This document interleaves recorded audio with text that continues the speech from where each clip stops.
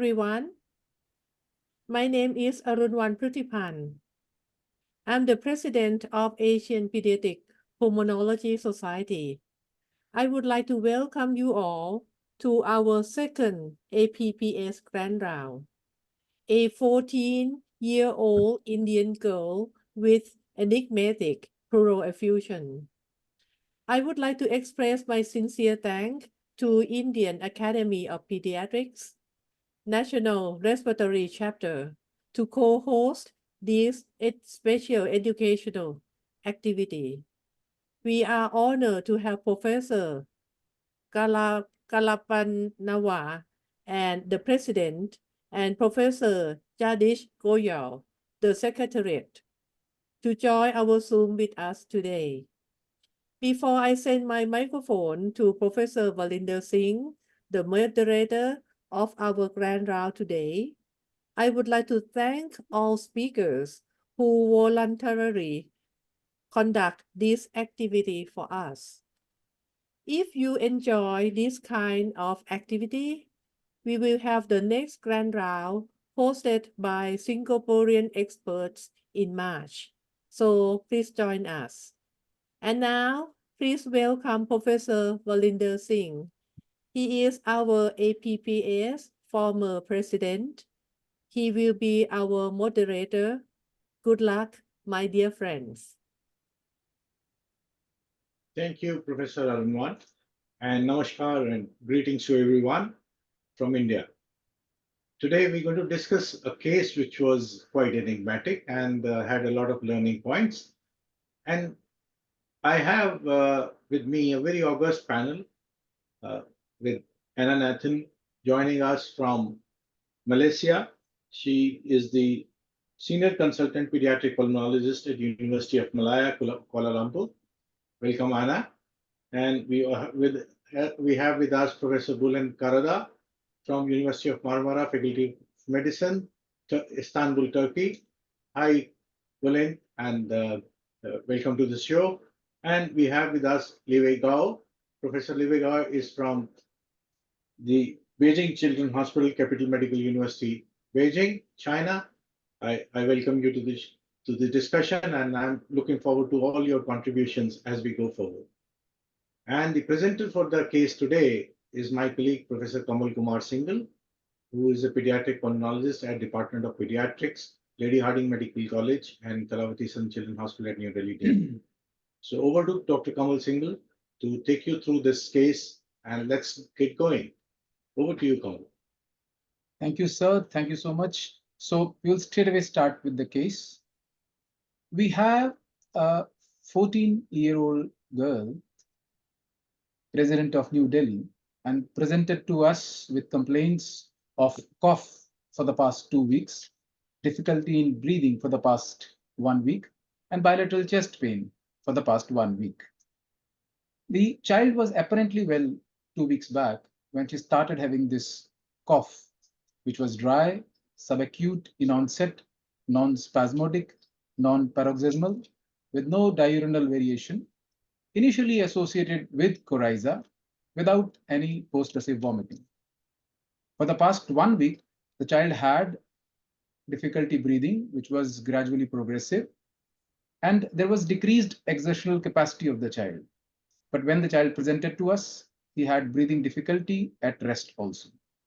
This was associated with chest pain for the past 1 week, which was bilateral diffuse, increased with cough, and not showing any change with change in position.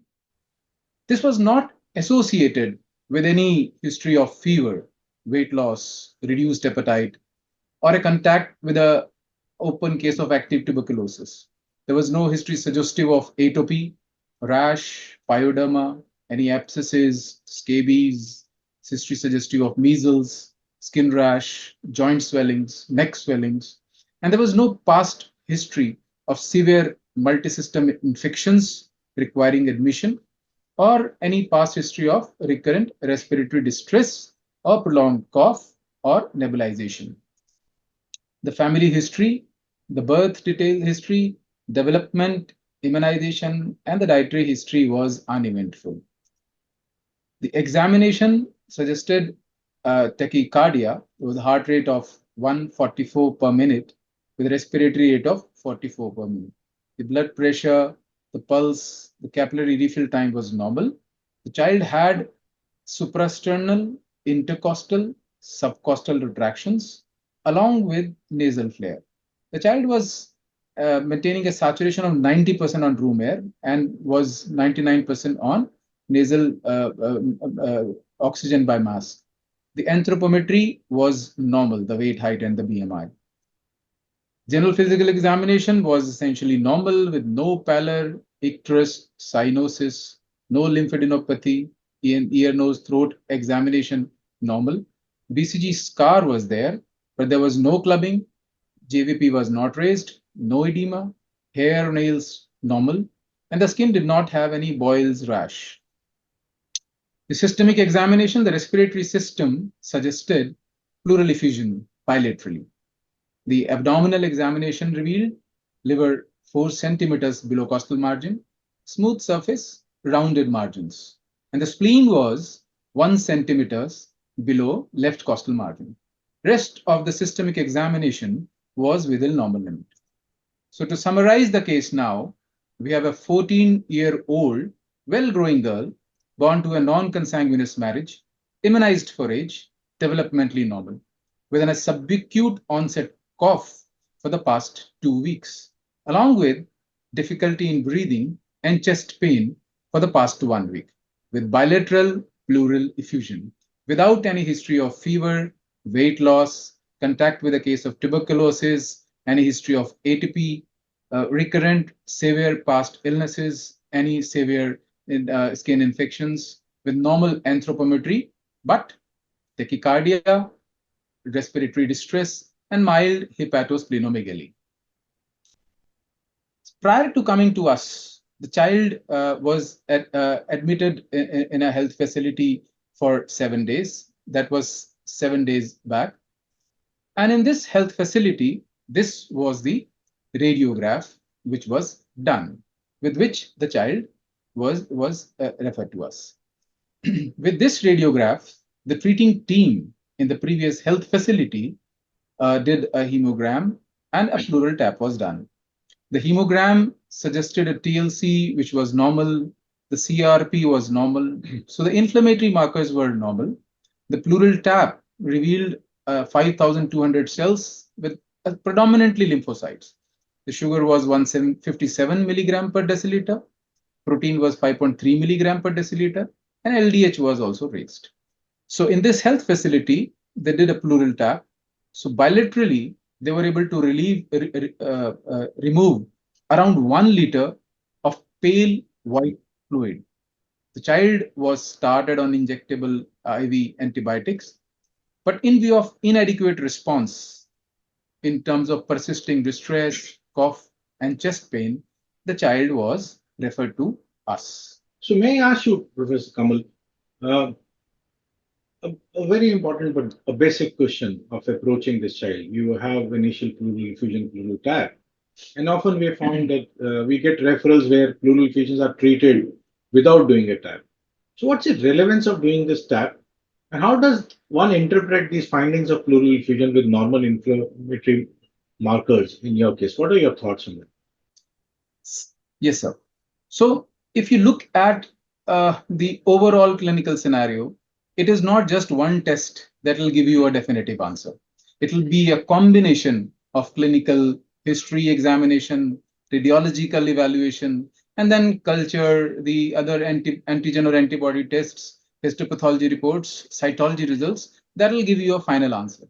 But to begin with, in terms of investigation, differentiating whether this pleural fluid is transurate or exudate can help you think of differentials. Now, in this particular scenario, if you see, if the pleural fluid is exudative, which means the absolute protein is more than equal to 3 grams per deciliter, or the serum or the pleural fluid to serum ratio is more than 0.5, it is exudative. Or if the LDH is more than 0.6, this will indicate an exudative kind of an effusion.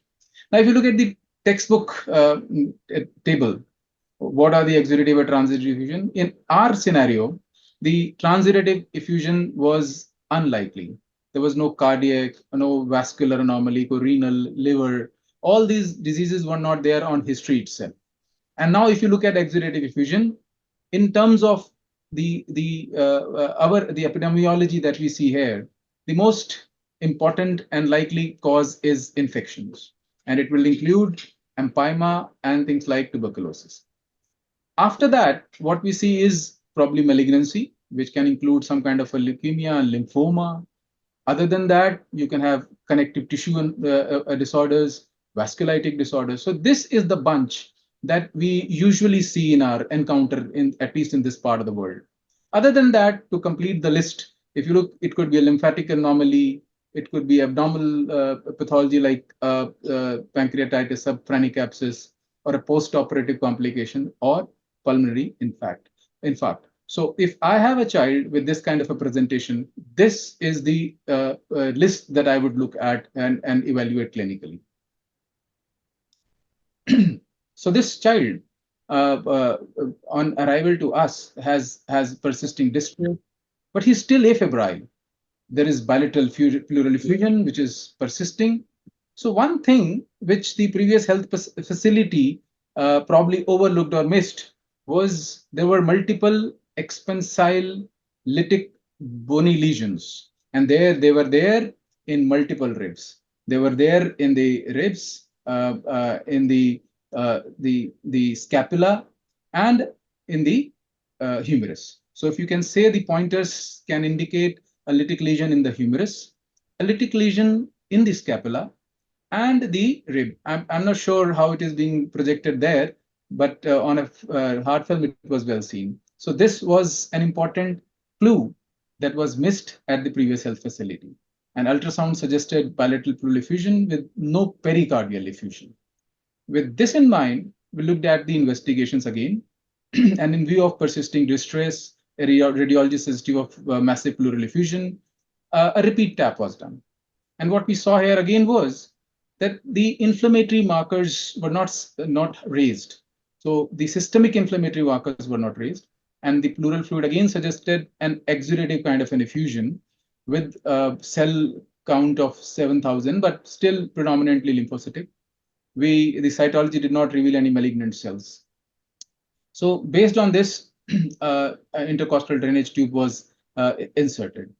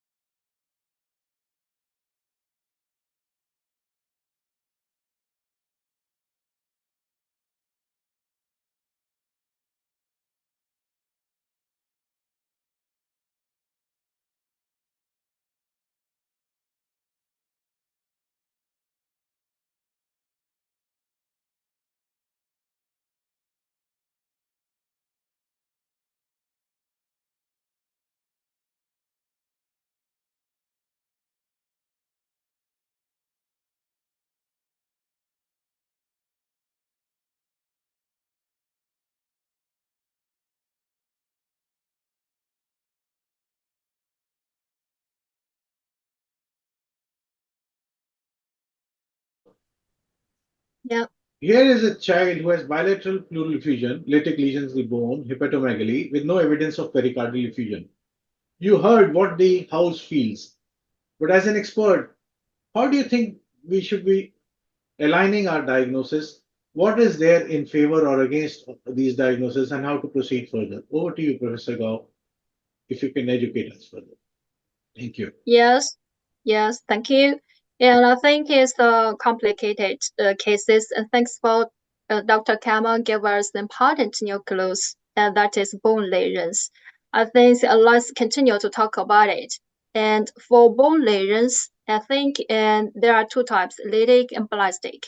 In lytic lesions, that means the destroy of the bone materials with loss of cancellars and cortical bones.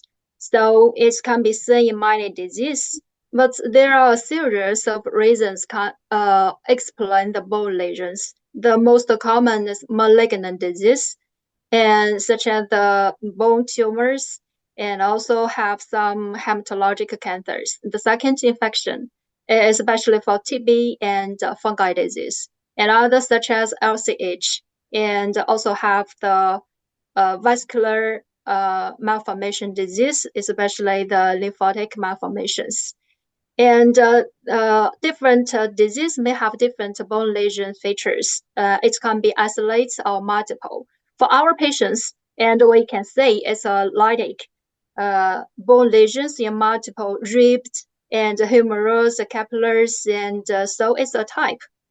So can move the slide. It's a type of the multiple lytic bone lesions. So for this, we should consider the following disease. The first one is lymphoma.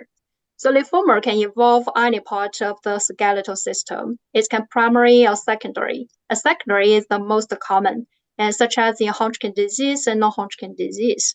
And the bone involvement in children is approximately 25%. Involve the bones can including the spine, pelvis, and skull. And from the radiological findings, we can say it's a primitive bone destructions. And in the chest CT, we can say it's enhanced signals. But for these patients, even though she don't have the typical lymphoma symptoms such as fever or lymphadenopathy, but we should do bone marrow test and PET-CT and bone biopsy to make sure. The second disease is the LCH. LCH is another common disease. It's usually with multiple bone lesions, and the radiological findings is a punched out appearance like this. And in children, the most frequent sites are skull, nearly 40%, except the bone, and also can affect skins. So the patients maybe have the rash, and also to involve the liver, spleen, lungs, and in the chest CT, if involved in lungs, we can say the bilaterally diffused cyst with nodulars. So we should to check these patients whether have other bone involvement and to check the lung involvement feature to do the chest CT. And finally, to do the definitive diagnosis is to do the bone biopsy, I think. Yeah. The third disease, is TB. And TB can involve the any bones of the human body, so we can see from the picture. And skeletal TB account for 5% of all TB cases.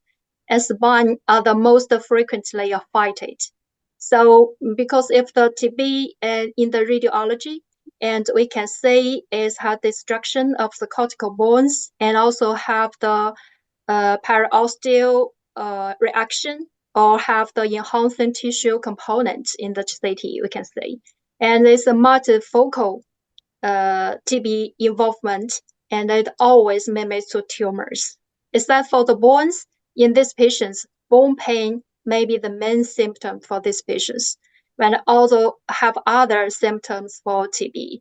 So we should to check the TB pathogen and also to do the biopsy to show whether the tissue have the typical calcitonin glomerulus features for these patients. So if these patients have the disseminated TB, and we also to keep in mind for a rare disease, inborn iron immunity deficiency disease, that previously we call it primary immune deficiency disease. So we should to check the patient's immune function also to make sure. So next, and other reasons also include metastasis or the vascular malformations, and especially for lymphatic malformations also can accompany with the features of pleural effusion. And other uncommon diseases such as sarcoidosis should be as a differential. So next. So about talking about this and consider the situation of the patients. And we now focus on this lymphoma, TB, and vascular malformation, especially for the lymphatic malformations. And the other uncommon disease should be as a differential diagnosis. So what to do the next? We should to do the related detections to make sure the definitive diagnosis we mentioned about. Yeah. Thank you, Dr. Paul. I think it's time to ask Dr. Kamal, what did the treating team felt when they saw this patient? How did they proceed? So we heard the expert as to what are the likely options, and let's see what the treating team thinks about these options and what did they do. Over to you, Dr. Kamal. So, thank you, Dr. Leve. We also thought on the almost the same lines, and with the massive amount of effusion which was rapidly refilling with lytic bone lesions and hepatosplenomegaly, lymphoreticular malignancy was something that was right on top. But without any hematological abnormality, without any lymphadenopathy, without any fever, that was what was odd. For disseminated TB, I think one of the most common diagnoses that we would see in a child with exudative pleural effusion in a high burden setting, but along with mild hepatosplenomegaly, and lytic bone areas are also seen, but no fever, no weight loss, no decreased appetite, a well-growing child who has not had a contact with TB, without lymphadenopathy, and wherever these lytic lesions were there on radiology, the overlying skin and soft tissue was normal. That was something that was not fitting into a diagnosis of TB either. The third one, Langerhans cell histiocytosis. We have bony lytic lesions, but again, no other bony lesions, no other skin lesions. So that again was not something that was fitting into this. So still, we although we had our thought process going, but it was not fitting into this particular scenario. So for this possibilities that were considered, the child was investigated. The gastric aspirate was sent for cartridge-based nucleic acid amplification technique, which did not reveal any mycobacterium tuberculosis. The blood culture did not grow any organism. The coagulation profile was normal. LFTs, kidney function tests, thyroid function tests, the ANA were all normal. We looked at immunoglobulin profile, which was normal. Retrovirus was sent, which was also non-reactive. So we did a bone marrow aspiration bilaterally, along with bone marrow imprint, with these things in mind, Langerhans cell histiocytosis and all these things. But there were no malignant cells. The staining for LCH was also negative. So it was essentially a normal bone marrow. We did biopsy from these lytic bone lesions, which was one of them was there in the femoral right trochanter. Again, it revealed only normal bony tissue along with some blood, nothing abnormal here. We looked at the parents' radiological survey, which you do both for TB as well as for these lytic lesions, that was normal. Additionally, we did an echo, which was normal. So we went ahead and we did a CT scan in this child. This is the lung window that we see in this of this child, and it showed bilateral pleural effusion with segmental collapses, and the segmental collapse of the posterior segment of the right lower lobe. But there were no other significant lung parenchymal or mediastinal pathology seen here. So we do not have a lung parenchyma or mediastinal pathology other than a pleural effusion compressing the lung. These are the mediastinal windows and the bone. So what we see here is multiple lytic lesions. What we have shown here is even in the skull, there was a lytic lesion which is marked. On the right hand side, we have a cut section which shows the spleen, which showed multiple hypodense lesions. On the left side, we saw a hypoenhancing left supraclavicular lesion, which was interpreted by a radiologist as lymph node at that time. So we have multiple lytic lesions, some lesions in spleen, and then a left supraclavicular lymph node. Now, with this in mind, our clinical, we looked at our clinical possibilities again. Again, for lymphoreticular malignancy, a chest radiograph, radiology not showing any lymphadenopathy, both bone marrow aspiration as well as bone biopsy from the lytic lesions were normal. For TB, it is very odd that with these lytic lesions, you will not have any soft tissue or any swelling or any periosteal reaction. And the molecular test for TB was also negative. As for LCH, again, the lung parenchyma to be spared is odd. And the presence of such significant pleural effusion is also very odd. So, and the bone marrow aspiration and bone marrow biopsy also was not supporting the diagnosis. So, with these things in mind, over the next 7 to 9 days, what we saw that the child was although stable, but continued to have respiratory distress. Over next 7 to 9 days, the pleural fluid, which was initially blood-stained, now started appearing milky. And the biochemical investigation confirmed it to be chyle. So we had a which had a cholesterol which was 178 milligram per deciliter, a triglyceride which was 234 milligrams per deciliter. Wow. So that's another twist. You're bringing up some twist or the other. You started with pleural effusion, then you pointed out some lytic areas, and now it turns out to be that we have some milky pathway coming our way, the milky pleural fluid. Are you going to be lost in this milky pathway in the sky, or we're going to find our way out of it? So let me ask our other expert, Professor Bulan Karado.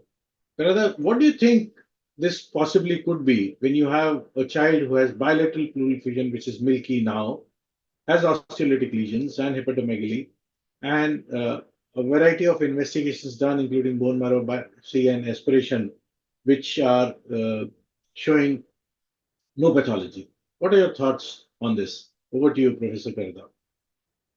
Thank you very much, Professor Varinder. It's really a challenging case, and really like I feel myself traveling around the Milky Way. First, no, pleural effusion was not milky and not representing any features of chylothorax, but now we are in the middle of the diagnosis of chylothorax, and as Dr. Kemal stated, first of all, we should be sure that it's really a chylothorax. So we should first define the cholesterol level, which is high, and then look at the triglyceride levels. Again, it's high. So in that stage, if there is no contamination of triglyceride, we can be confident about diagnosis of chylothorax. So I think first we should be sure about the diagnosis of chylothorax, but in that case, I think we are sure. Next slide, please. And then another point is whether it is a chylothorax or pseudochylothorax, because also it should be in our minds.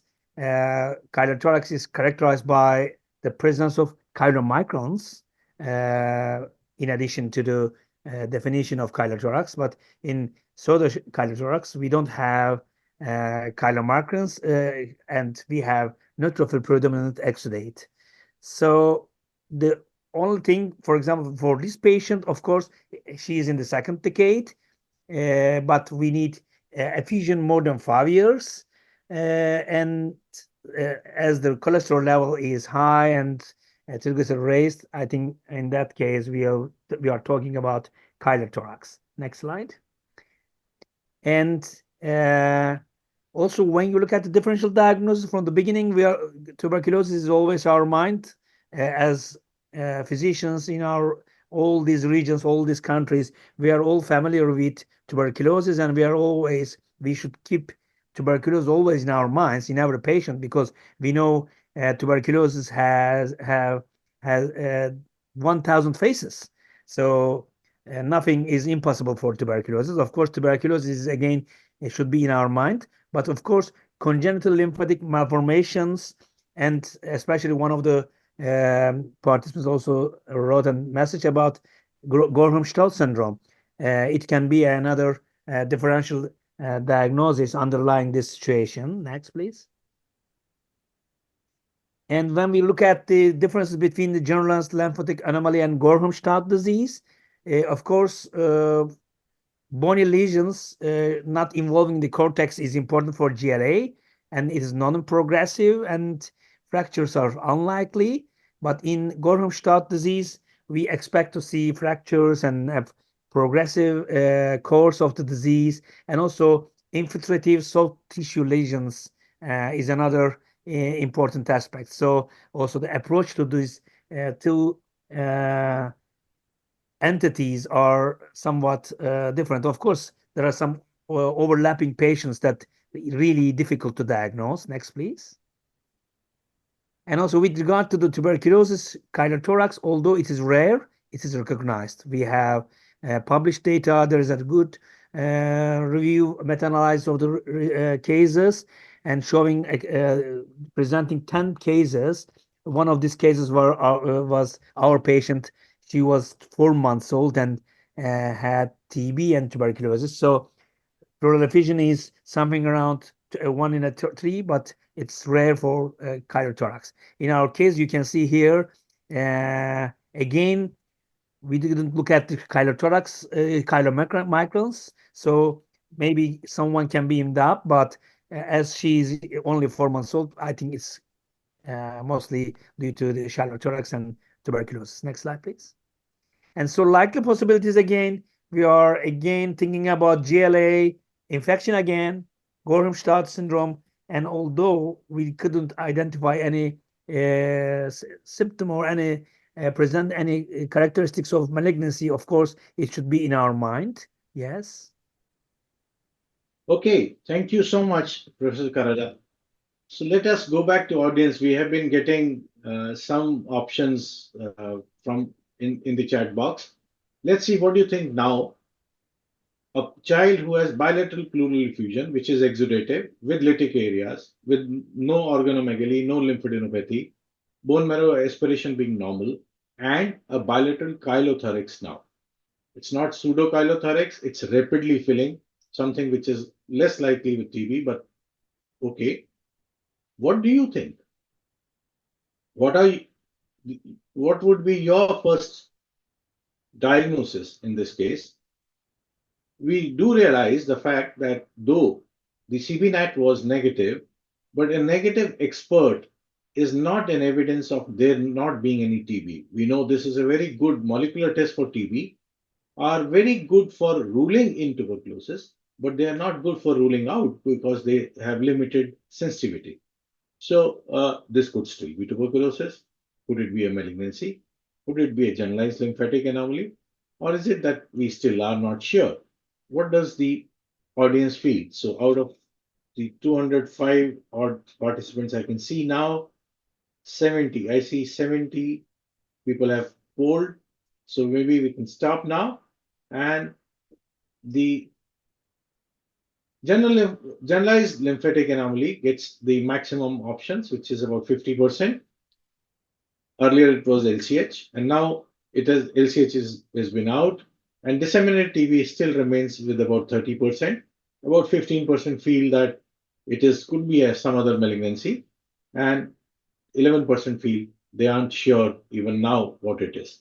Thank you. We can stop sharing these results, and let's now go back to the treating team and ask them, okay, with this situation, how did you confirm the diagnosis of these 3 or 4 options which are left with?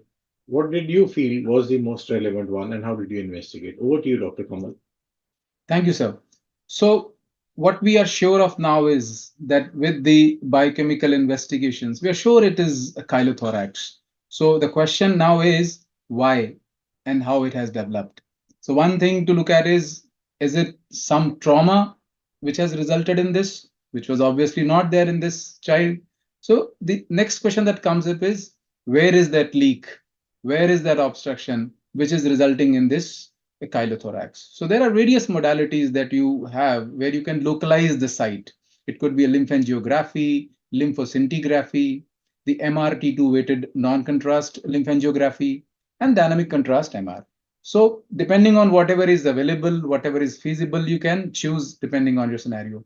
So we had MR available with us, and it again presented in much greater detail the lesions. So on the left-sided image, you can see it's a T1 red image where you can see a lytic lesion in the in multiple vertebral bodies. And then the two right-sided images are the STIR hyperintense images, which showed non-expansile cystic bone lesions. So now the radiologist on this MR felt that this is generalized lymphatic anomaly. Rather now, with this picture in mind, based on that CT, they are sure that this is lymphatic anomaly only. But that is as a hindsight. So we again went ahead with a lymphoscintigraphy, but it did not reveal to us a site of obstruction or the site of leakage in this particular child. Okay. So if it is a chylous effusion, there are several treatment modalities, and whether it will be different for GLA is another question which comes to our mind. So the usual things, which is dietary modification, or we have to go beyond, these are the questions which must have troubled the treating team. I wonder what our experts have to say on this. May I request Anna Nathan to guide us and the audience as to what are the possible treatment modalities for bilateral rapidly filling chylous effusions and how do we manage them? Over to you, Anna. Okay, thanks, Verinda. So we're at the last lap of this very interesting case.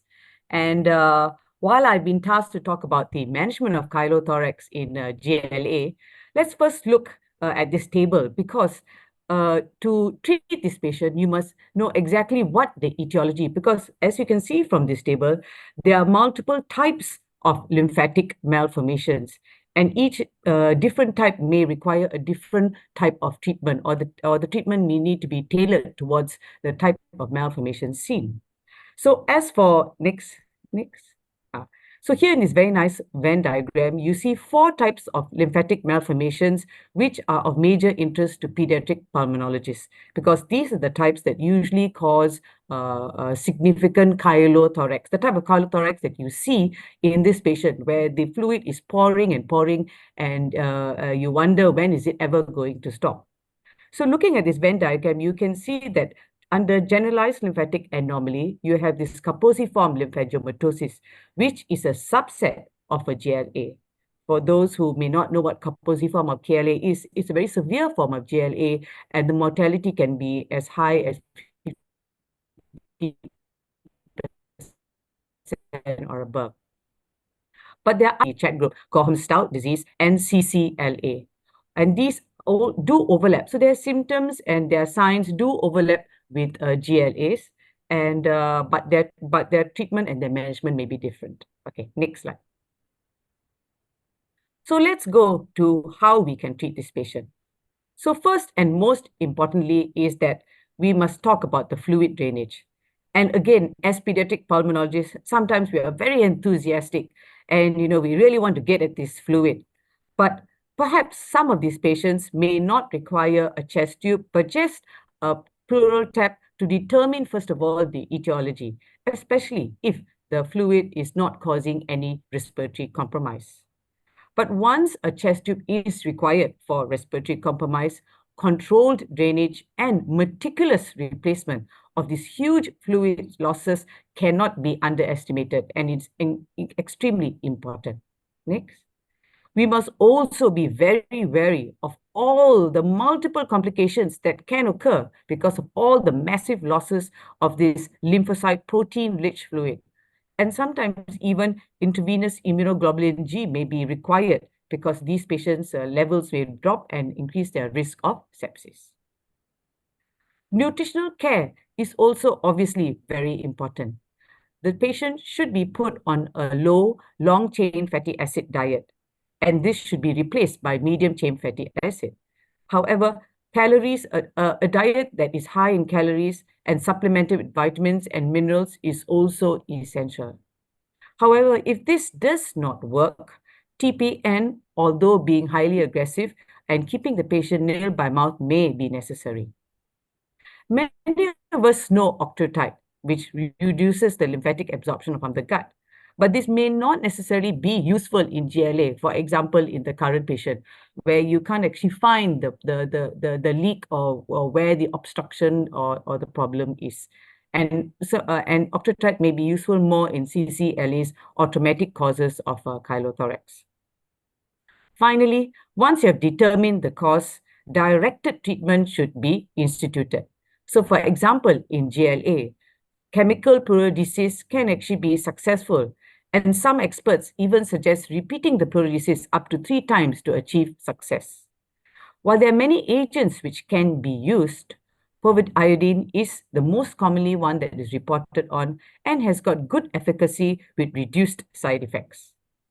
However, for chemical pleural disease to work, the residual chylothorax has to be small. And so if one cannot seem to reduce the size of the effusion, then surgical pleural disease may be better.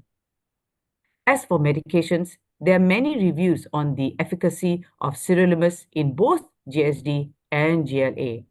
Sirolimus is an inhibitor of the mTOR pathway, which has been implicated as a cause for GLA and GSD. And sirolimus has been shown to stabilize and improve patients in up to 80 to 100% of patients with GSD and GLA. If you have a patient and you suspect the patient has GSD, then bisphosphonates should also be used to reduce the osteoclastic activity implicated in this disease. Now, as for the rest of the medication with the question mark that I have in the box, there are many case reports supporting their use, but usually it is these drugs with other modalities that should be used together. Finally, surgery is usually kept as a last resort, but may depend on your available expertise in your setting and may be useful not only for its diagnostic purpose, but may also be therapeutic. For example, again, assisting in surgical pleural disease for GLAs with very large effusions. This next diagram shows the different pathways. Next. So this next slide basically shows the different ways at which using the chest tube output can help guide our treatment modality. So for example, once the chest tube is less than 10 mils per kilo per day, it is most likely that your patient is responding to the current treatment, and you should probably just plod along patiently rather than trying to initiate a new drug or do anything new. Next. And finally, this is my last slide. This just shows where both sirolimus works at mTOR, whereas if you have a patient with CCLA, you can use MEK inhibitors, for example, like trametinib, which works at the RAS-MAPK pathway. Okay. That's it for me. So we realize that just using first thing which comes to our mind with chylothorax is usually an octreotide. Possibly this is not what will work when you have your GLA. And what you need is something which will primarily affect either through an mTOR pathway or a VEGF pathway to decrease it or both of them. And more important, which what I heard from our expert is that we need to take care of the nutrition. It's the nutritional complications which will make the outcome more worse. And there is a need for surgical intervention if we are not able to stop the refilling of chylothorax by any degree of attempts at pleurodesis. And particularly when they are rapidly filling, it will not be an easy thing to achieve. And I do not know what troubles Dr. Kamal went through when he was managing this case. Let's hear from him. What did they do under these circumstances? Over to you, Dr. Kamal. Thank you, Professor Anna. Whatever you have detailed and whatever you have enumerated, the child was with us for quite some time. And almost all of these complications we had to fail. Now, because the schedule was so tightly packed, we could not pick up everything and put it here. But almost everything, she was losing so much of fluid that she rather went into a prerenal AKI. She had hyperalbuminemia. We had to give IVIG. So many of the things that you said, we had to. So we had a tough time. So initially, we of course began with something like octreotide and propranolol. But over the time, we realized they were not working. And the child continued to have significant pouring of pleural fluid from bilateral tubes. And so sirolimus was started. And the choice was more of what was available to us at that particular time. And for these ultra rare diseases, what you have in terms of evidences is case reports and case series. So this was available to us, and we went ahead and we gave it a try. So with sirolimus, as we know, it would take time. Again, we had significant effusions. So we tried pleurodesis, bilateral, with povidone multiple times. And then, despite all this, that octreotide, propranolol, all supportive care in terms of dietary management and all, the child continued to have severe respiratory distress. And at this point of time, when we had this radiograph, the chest X-ray showed mediastinal widening and capping, and the child was in severe respiratory distress, almost like impending respiratory failure. So we thought whether it is a progressive primary lymphatic disease which is going on, or is it some kind of a loculation that we are not able to drain. But because we had intercostal drainage tubes bilaterally and they were moving well with the respiration, we know it is in the right place, but still the child was having severe distress. At this point of time, we went ahead and did a contrast enhanced CT. And what we saw in the CT was that there was a large lobulated multi-compartment cystic mass in the mediastinum with extensions and encasement of great vessels. So the radiologist here felt that it is the primary disease which is going up and not getting controlled. But what they also pointed was that there is a subpulmonary collection on the left side, which was quite significant. And at this time, I would tell you, after the CT, we had to transiently ventilate the child, and we were able to get him off. And we put a guided tube into this. And in that phase, vincristine was also initiated in addition to sirolimus, and we did a pictorial guided drain. And here we did pleurodesis with blomycin. And thankfully, as God was probably with us and the child had a marked relief with this particular tap which was done. So pleural fluid was drained, but then a new thing jumps up here.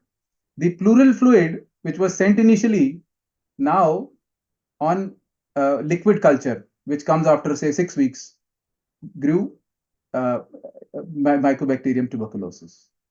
And we were still fumbling with the diagnosis, but given this scenario on a culture we could not ignore, the child was additionally started on anti-tubercular therapy. And gradually the bilateral pigtail output decreased. And finally, it was removed on 25th of October. So almost 3 months, 2-3 months, the child was with us. And thereafter, the respiratory distress gradually reduced, and the child could be shifted to oral feeds. So this is the graph which summarizes what happened in terms of pleural drainage that we were seeing. So the blue lines here, they show the right-sided ICD drainage, and the orange one show the left-sided intercostal drainage tube output. And as we see, when the sirolimus was started, it was still going up and up, almost like 1.5 to 2 liters per day. Then this phase was very difficult for us to manage. And then when the pigtail drainage was done, suddenly it started coming down. And it was on 9th of October that finally anti-tubercular therapy was started. So what this graph suggests, how to interpret that graph, is probably open for each one of us. So yeah. So here comes another twist to the story, and now you have a culture positive MTB. I do not know what does the group feel about this. So would the audience like to comment? Do they think it is a GLA or a pleural tuberculosis with the Chylothorax, or a GLA with pleural tuberculosis, or they are yet not clear as to what it possibly could be? So let's see how the audience responds to this. Mind you, the lymphatic drainage started decreasing before ATT was started. Though ATT, when we started ATT, we were able to get to an endpoint of removing the tube. Drainage had not stopped, it had decreased. Okay. So, but decreased significantly. child never had any constitutional symptoms, and this is what it was. So, what do you think was going wrong with this child within this? Okay, we have an overwhelming 71% of the people who have polled saying that it is a combined disease, GLA and pleural tuberculosis. That's interesting to know. And I wonder if Dr. Kamal will also give us the follow-up of this patient as to was that the end of the story or something more happened as we went by. Kamal? So we are expecting more twists. So I don't have many now. So we considered both as a possibility. We cannot rule out that it cannot be a generalized lymphatic anomaly given the overall clinical scenario, the whole clinical course. So it had to be a generalized lymphatic anomaly, which we thought of with bilateral pleural effusion, with bony lytic lesions, with splenic lesions. But then it is probably associated with pleural tuberculosis. Um, we started the child on antitubercular therapy, but additionally, sirolimus was continued. It was not stopped. So the radiograph that I'm presenting here on the left one is at the 9 weeks of sirolimus and 2 weeks of antitubercular therapy. And the one that I previously shown was when the child was very, very bad. So by this time, the child was so well, she was off oxygen, feeding well, and we were able to discharge this child at this point of time on sirolimus and antitubercular therapy. And the next X-ray on the right side is at 20 weeks of sirolimus and 13 weeks of antitubercular therapy. The child has markedly improved. There is a weight gain from at the discharge weight of 34 kgs. She is now 41 kgs. And she has no respiratory symptom, and there is a good radiological response also. Just to give you a pictorial representation of what we had in this child, the left image is when we just before we inserted that subpulmonary drain, when the child was after this intubated also for some short period of time, and the right picture is the glowing child at the time of discharge. So the God was with us and the child, and this is how it all fared. Thank you. Over to Professor Vandar Singh. I wonder the enigma is now solved or it's still unresolved. Because if one looks at it, what are the key learnings? What do I take home? The patient had to begin with an exudative effusion, which did not look like others. As a routine, being in a high burden country, a culture was also sent. It was perhaps low bacillary count because that is why there were, as it is, pleural effusions are low count. So the molecular test was negative. And even the culture took longer than 2 weeks to become positive. So it came around 4th, 5th week that a positive result came our way. And that was also not something which we were expecting. It was sent, but it was not something active in our mind because absolutely no fever, nothing else, no other suggestion of TB, no parenchymal lesion, no lymphadenopathy on CT, had practically made TB as a diagnosis which was nowhere there. Because if you look at lytic areas in the skull or in the appendicular structure, yes, lytic lesions are seen with tuberculosis, but they're never silent. They would have some degree of skin involvement, cold abscesses, some discoloration above it, because they are not simply osteolytic, they are representing osteomyelitis. So that's something which we did not see in this child. So just because there were all the areas in the bone were punched out like that, it was not an occasional punched out area and other areas showing different other forms of bone TB, that made it much less likely. So once the child started having some clearance of the infection and it started pouring chyle, we started thinking more in terms of a GLA, though it was there at the back of the mind with some of the findings of on the CT showing some non-homogeneous shadows in the subclavicular area, a mass which was query lymph node, query something else. However, none of these routine investigations confirm the diagnosis of a lymphoid anomaly. That's one point. And it's a very rare disease. So one therefore tends to always rule out the common diseases first and then get to the rarer diseases. Could we have done a genetic test? But this is something which happens with the somatic mutation, and it was not that easy to identify in this child, and cost was an issue. We did not. If it was not, it was a germ cell mutation, then some ethical reason to push for it for a future, counseling of the family was there. But it being a somatic mutation and the facility not being available and it was expensive, that was not something we could have done to confirm it. So the second best way to confirm it was through MR, lymphangio, or stir images, which finally clinched the diagnosis. And what pushed us there was the chylothorax. If I look for a binding way where one could have looked at both of these together, possibly this child had a pleural effusion because of TB, and because there was an underlying GLA, the lymph nodes which got enlarged, or the lymphatics, that anomalies tend to leak more than the usual. It's an hypothesis. I do not have any support from literature on this because there is very little literature on this. That's all I can hypothesize. Possibly was the reason for having a test which is culture. You cannot ignore a culture positive. If it was a molecular test, one could have argued and said maybe it was a prior infection and we were looking at a dead bacilli. But when you grow culture, MTB in culture, you don't doubt it. And though we are trying to retrofit it, but that's what it is.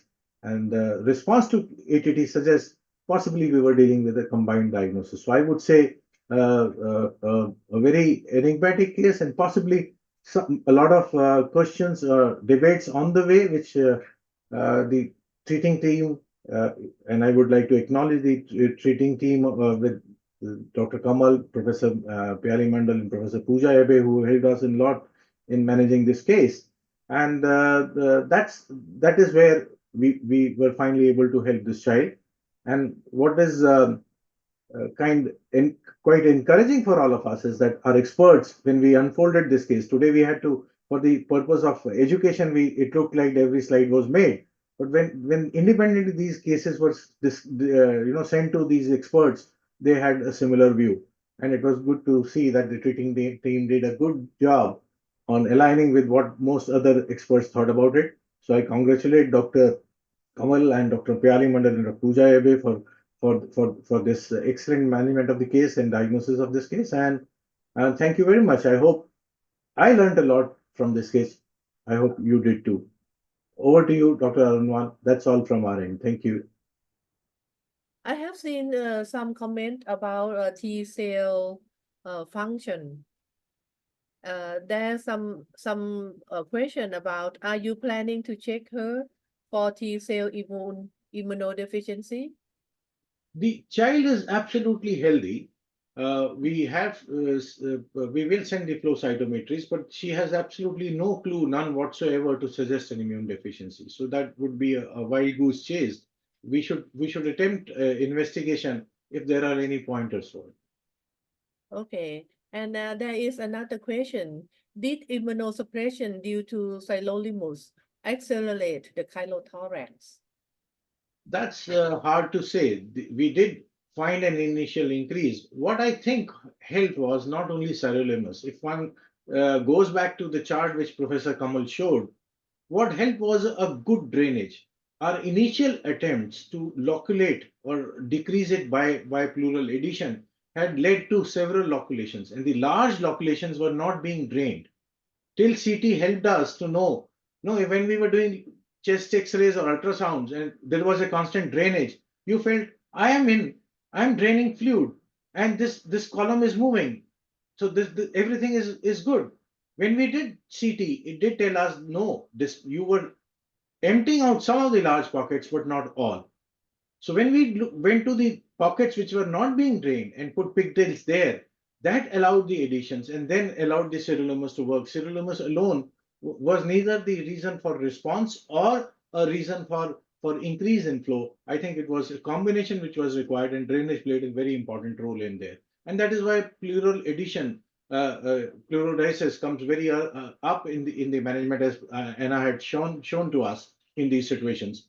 Unfortunately, it was filling up so fast that it was not so effective.